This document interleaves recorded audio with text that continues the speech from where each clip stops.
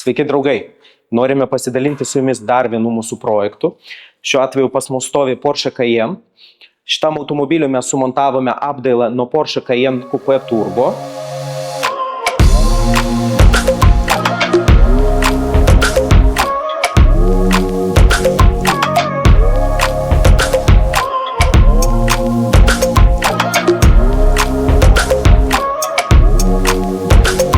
Ir išvaizdą dar labiau papildėme su Techart elementais. Tai būtų priekinis spoileris, buvo sumontuotas Techart galinis difuzorius bei Techart išmetimo antgaliai.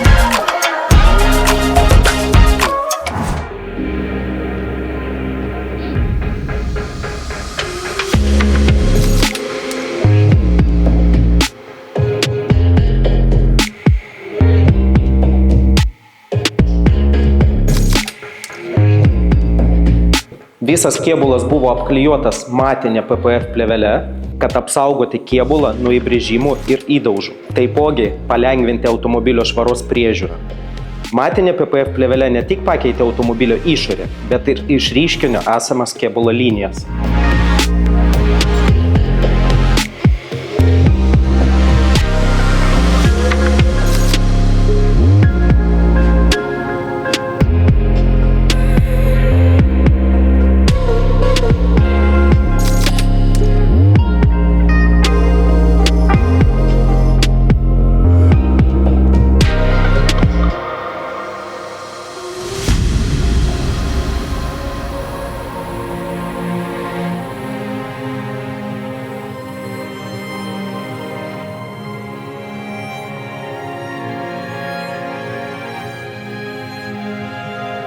Taip pat buvo perdažytos automobilio arkos, priekinės bei galinės į automobilio spalvą, durų apačia bei slenksčiai.